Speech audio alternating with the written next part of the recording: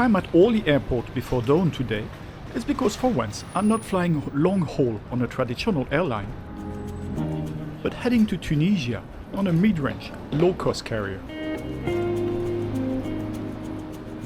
And that airline is Transavia. Now when you hear low cost, you usually expect the full package.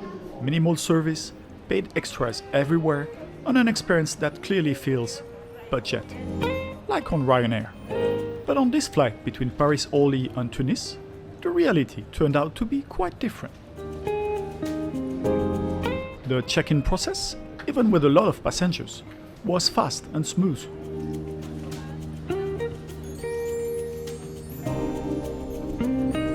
Yes, food is buy on board. Yes, it's a low-cost business model. But throughout the whole experience, I didn't really feel like I was flying low-cost at all. So in this video, I'll show you exactly what the experience is like, from Orly to Tunis, and where Transavia actually sits perfectly well between ultra-low-cost airlines and traditional carriers.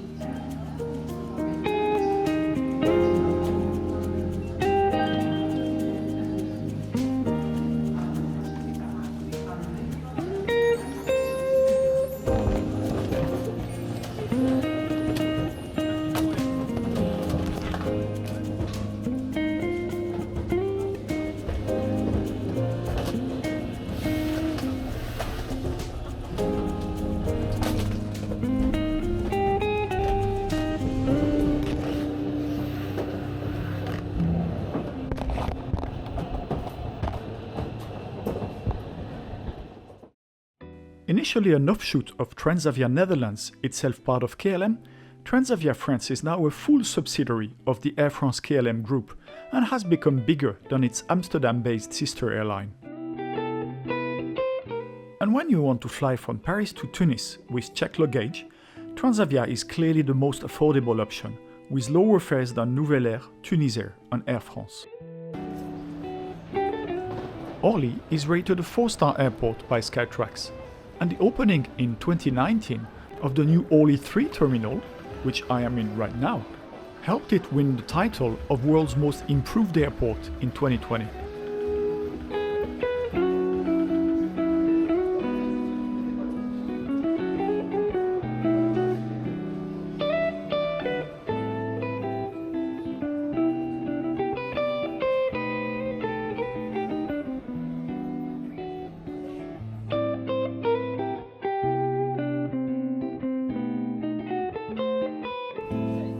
Interestingly, you don't go straight from security to passport control here. You actually pass through a shopping and restaurants area first.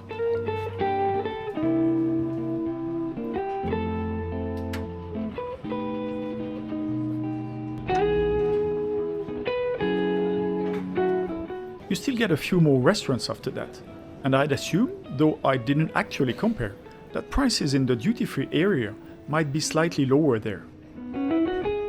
I was hoping to board via a jet bridge, but instead we had to take a bus out to the plane.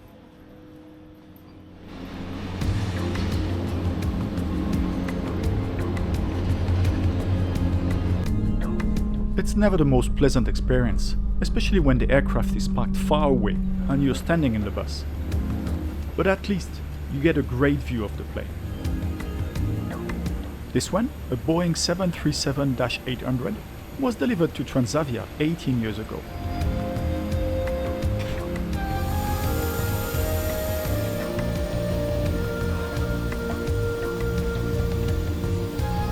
The space between the rows isn't the most generous when trying to reach my window seat, especially as the passenger already seated next to me left her tray table down.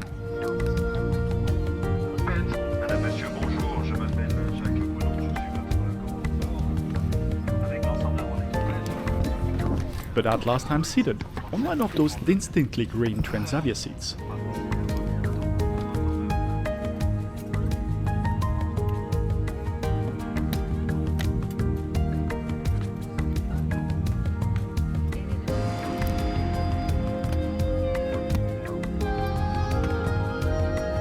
I'm 6 feet tall, and despite the relatively tight pitch, it's still manageable for me.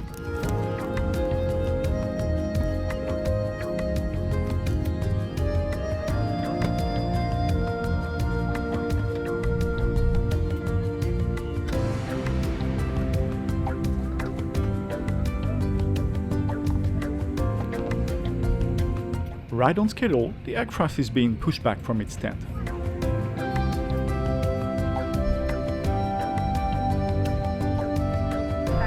No seatback screens here, so the safety demonstration is performed manually. Votre gilet de sauvetage est situé sous votre siège. Your life jacket is under your seat. Passez la tête dans l'encolure, attachez et serrez la sangle. Repérez le panneau le plus proche, il peut se trouver derrière vous. Les issues de secours sont situées de chaque côté de la cabine 2 à l'avant.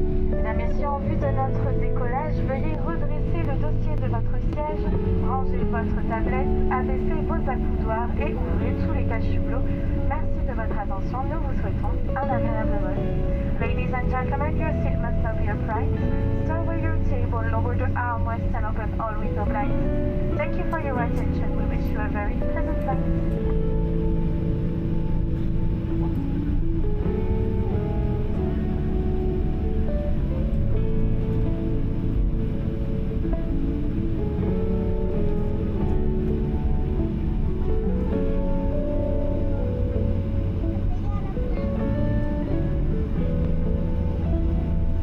Let's enjoy the takeoff.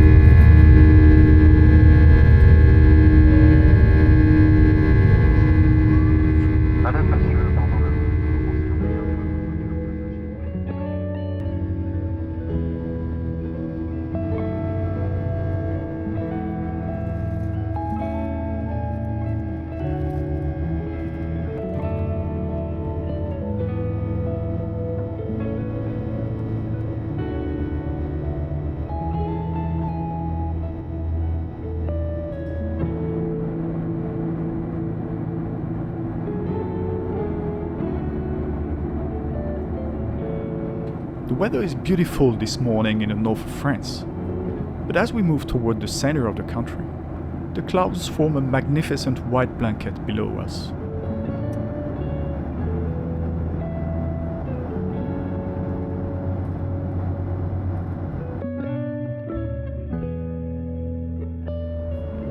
Let's take a look at what's in the seat pocket in front of me. First, an air sickness bag.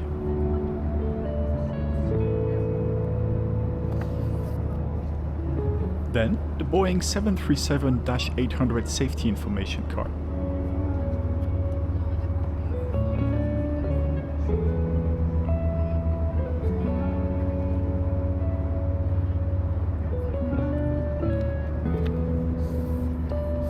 Then there's a promotional leaflet for Nuke's Cosmetics.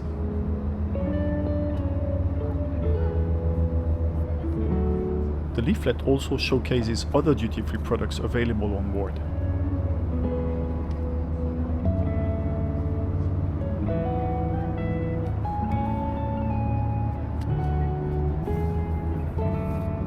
And here's the menu for the food and drinks you can purchase during the flight.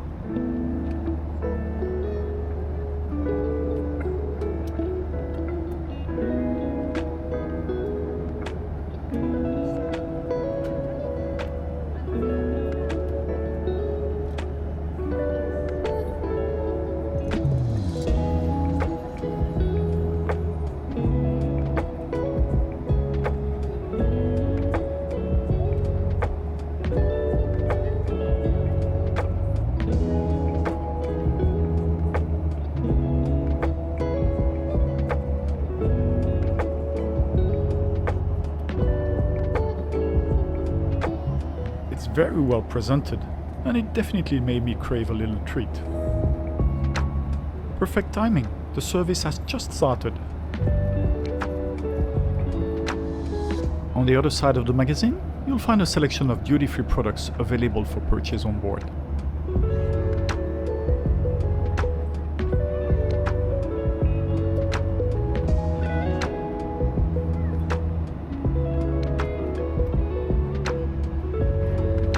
I checked a few items, and the prices are indeed lower than standard retail prices in France.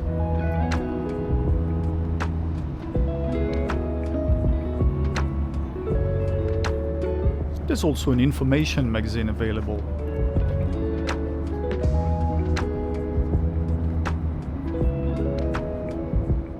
Once the crew finally reached my row, I treated myself to a few items that looked quite appetizing in the magazine. Sure, presented like this, it's not exactly the same, but honestly, it was really good.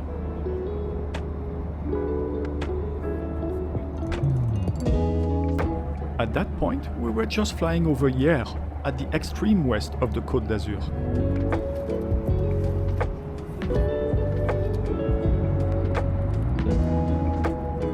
Next, we flew over Corsica and then Sardinia. And finally, we started our descent as we approached the northern coast of Tunisia.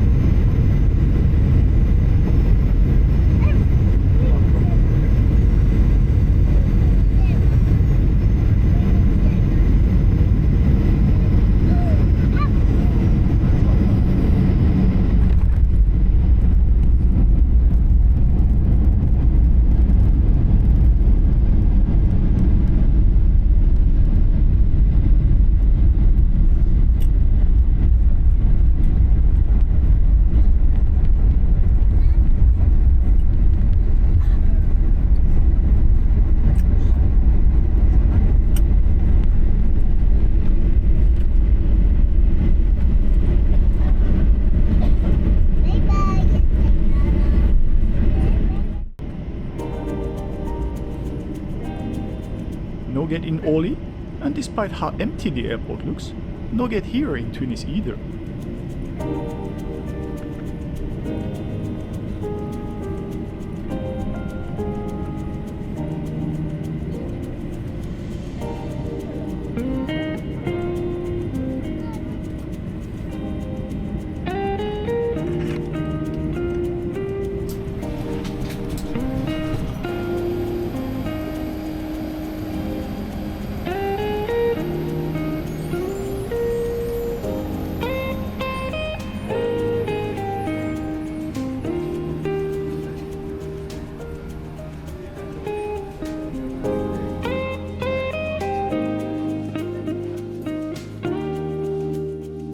Our flight touched down at the gate at 12:46 p.m, only 1 minute behind schedule.